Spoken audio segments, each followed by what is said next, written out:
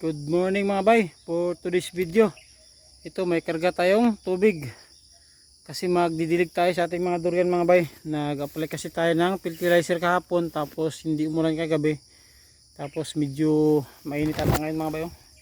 Yan, grabe yung sikat ng araw. At kakaway lang natin, galing pa nagkumpara ng durian. Magdidilig tayo para yung fertilizer mga bay matunaw.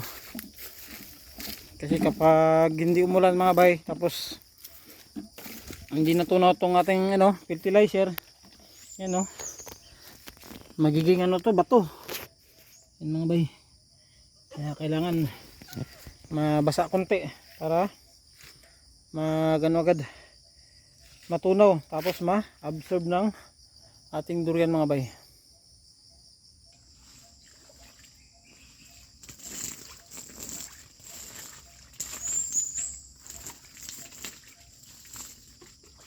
Yan lang natin mga bay.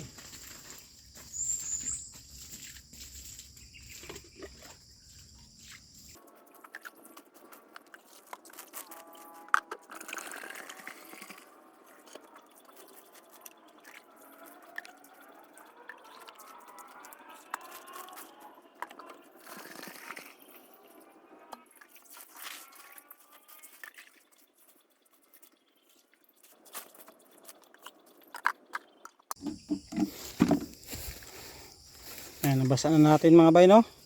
At medyo natunaw na yung mga fertilizer. Ayan, sakto lang mga bay, tig-isang ganito para hindi lang talaga tumigas yung natin fertilizer, kasi sayang pag tumigas mga bay, hindi na ma-absorb ng ating durian. Ito naman tayo sa kabilang puno. Ayan mga bay.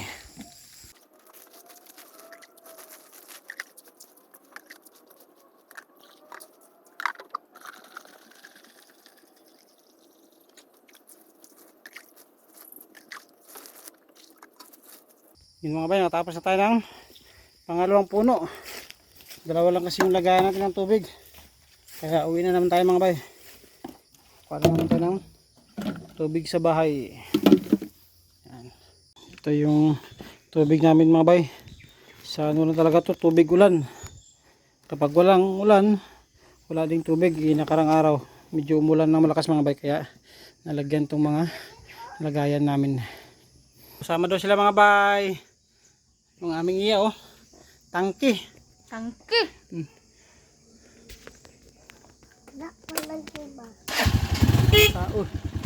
Grabe yung driver ko mga bayo. Gusto na pa yung driver ko. Hold ka pa. Wala pa lang hold.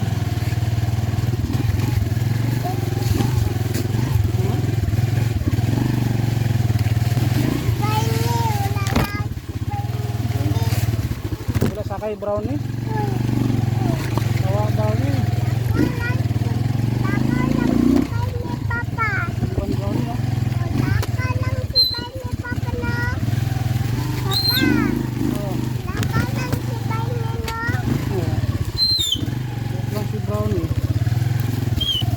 Lang kami itong mga bay sa mga tanim.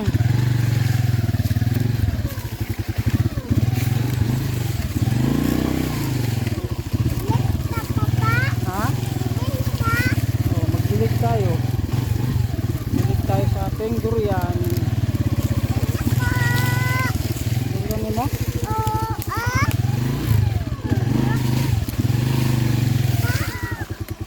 Okay. Ito na kami mga bay. Di ba una?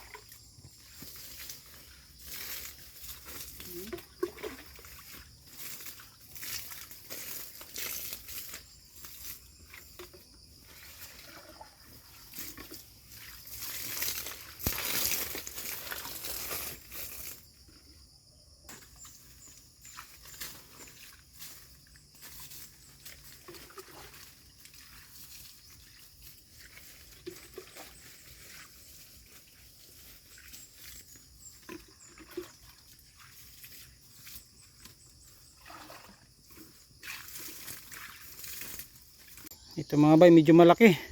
Isa't kalahati talaga yun nilagay natin. At pang-anim pa lang ito mga bay.